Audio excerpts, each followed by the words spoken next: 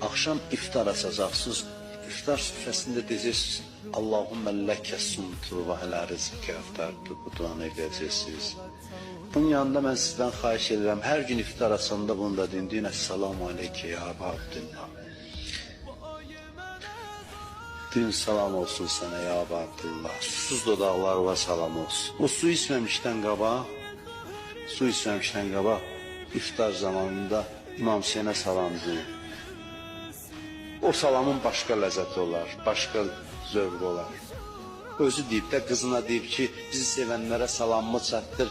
Denən nə zaman su içdilər bizi yad eləsinlər. Susuz qalmasınlar, nuşu canları, su içsinlər. Səhərin sudan meyl eləsinlər. Amma bir yadlarına salsınlar ki, bizim bir qərib ağamız olub. Əlləzi qətəluhu ətşanə. Onu susuz öldürüblər. Su kənarında ona su verin.